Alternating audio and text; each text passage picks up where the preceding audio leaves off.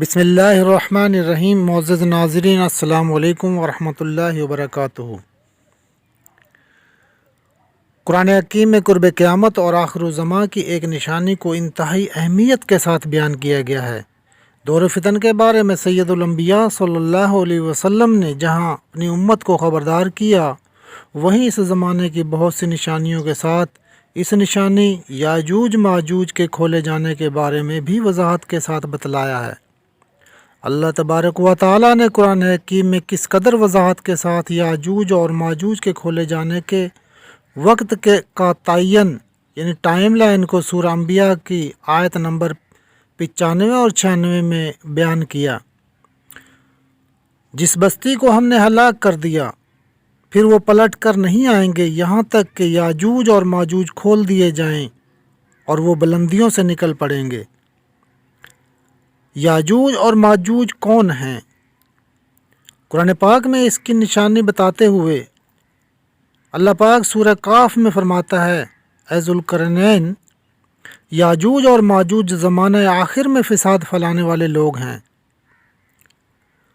چونکہ یاجوج اور ماجوج نے زمانہ آخر میں فساد پھیلانا تھا، اس لیے ذوالقرنین نے دو پہاڑوں کے درمیان موجودہ درے میں تانبے اور لوہے کی ایک دیوار بنا دی اور فرمایا کہ یہ اسے اس وقت تک عبور نہیں کر سکتے جب تک اللہ کا حکم نہ ہو جائے۔ قرآن پاک کی سورہ انبیاء کی بیان کردہ آیات میں جس قوم کی طرف اشارہ کیا گیا ہے وہ بنی اسرائیل ہے۔ اس قوم کو تاریخ کے حوالوں سے اگر دیکھا جائے تو یہ قوم اپنی بستی میں واپس آ چکی ہے۔ اگر یہ قوم اپنی بستی میں واپس آ چکی ہے تو پھر یاجوج اور ماجوج کون ہیں؟ بنی اسرائیل کے تذکرہ قرآن پاک میں بے شمار جگہ پر آیا ہے۔ اس قوم پر مختلف عذابوں کا ذکر بھی ہے اور ان کی نافرمانیوں، ہیلہ سازیوں اور مکاریوں کی داستانیں بھی بہت وضاحت سے بیان کی گئی ہیں۔ اگر یہی بنی اسرائیل واپس یروشلم آ چکے ہیں تو پھر آج کا دور ہی دور فتن کہلاتا ہے۔ اگر یہ دور فتن ہے تو پھر قرآن پاک کے تعین کردہ اس وقت کے مطابق یاجوج اور ماجوج کون ہیں، کہاں ہیں؟ یہ ہے وہ سوال جو آج کے دور فتن کا سب سے بڑا سوال ہے۔ بنی اسرائیل کے بارے میں اللہ تعالیٰ فرماتا ہے، اور ہم نے دنیا میں ان کو مختلف جماعتوں میں بانٹ دیا، یعنی بنی اسرائیل وہ واحد قوم ہے جن کی بستی ایسے تباہ نہیں کی گئی کہ کوئی بھی زندہ نہ بچے، جیسے کہ عاد و سمود، بلکہ یہ قوم پوری دنیا میں بکھیر دی گئی۔ تاریخ شاہد ہے کہ 70 عیسوی کے قریب رومی افواج نے حملہ کر کے یروشلم کو تباہ و برباد کر دیا۔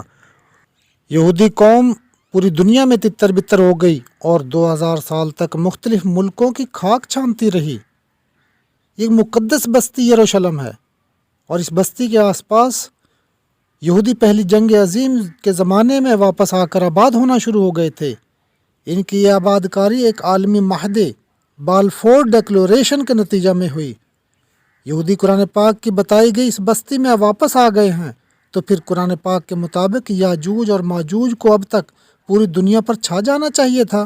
قرآن پاک کی بتائی ہوئی یہ حقیقت جس کا ادراک ڈاکٹر علامہ محمد اقبال کو ہوا، اور اس نے اپنے شعر میں آیت کی تفسیر یوں بیان کی: کھل گئے یاجوج و ماجوج کے لشکر تمام، چشم مسلم دیکھ لے تفسیر حرف ینسلون۔ یاجوج اور ماجوج کون ہیں؟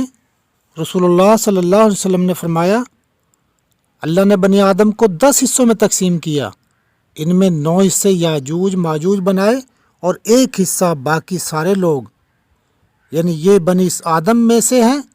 پھر فرمایا اگر انہیں کھلا چھوڑ دیا جائے تو وہ لوگوں پر ان کے معاش میں فساد پھیلائیں گے، یعنی اس دنیا کا سودی نظام، کارپوریٹ کلچر، کمیونسٹ معیشت، سب ان کے فساد کی علامتیں ہیں۔ یہ کب سے آزاد ہونا شروع ہوئے؟ صحیح مسلم اور صحیح بخاری کی متفق علیہ کے روایت کے مطابق سیدنا زینب بنت جہش رضی اللہ تعالیٰ عنہ فرماتی ہیں کہ رسول اللہ صلی اللہ علیہ وسلم ان کے پاس گھبرائے ہوئے آئے اور فرمایا، عرب کے لیے خرابی ہے اس شر سے کہ جو قریب آ گیا ہے۔ پھر انگلی اور انگوٹھے کے اشارے سے فرمایا کہ آج اس کے برابر یاجوج اور ماجوج نے دیوار میں سوراخ کر لیا ہے۔ تاریخ یہاں ایک اور واقعے کا ذکر کرتی ہے کہ کوکاف کے دامن جہاں ذوالقرنین نے دیوار بنائی تھی، وہاں پر آباد ایک قبیلے نے انہی دنوں میں یہودیت کو مذہب کے طور پر اختیار کر لیا۔ آج ان یورپی یہودیوں کی نسل اس قدر بڑھ چکی ہے کہ تمام دنیا کے یہودیوں میں اصل بنی اسرائیل صرف 1% ہیں اور یہ 99%۔ انہیں اشکنازی یہودی کہا جاتا ہے۔ یہی وہ یہودی ہیں جنہوں نے 1896 عیسوی میں صہیونیت کی بنیاد رکھی اور مشہور عالم پروٹوکول تحریر کیے۔ پروٹوکول تحریر کرنے کے بعد اشکنازی یہودیوں اور مغربی یورپ کے عیسائیوں کے درمیان ایک گٹھ جوڑ ہوا، جس کے نتیجہ میں یہودیوں پر 2000 سالہ زوال ختم ہوا۔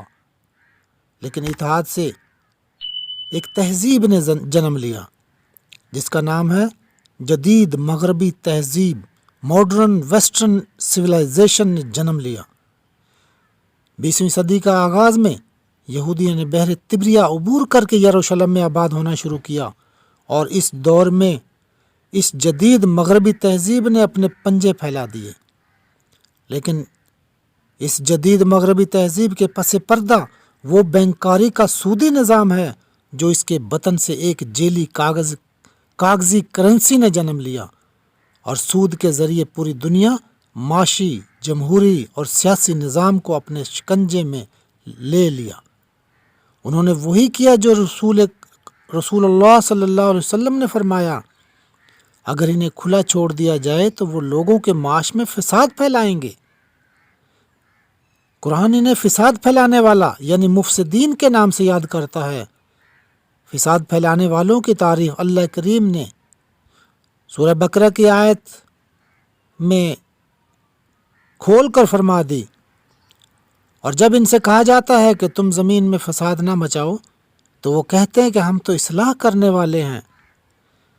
یہ لوگ صرف چند لاکھ یہودی اور عیسائی نہیں بلکہ وہ پورا عالمی نظام ہے جو اس پوری دنیا میں اپنی جڑیں مضبوط کر چکا ہے۔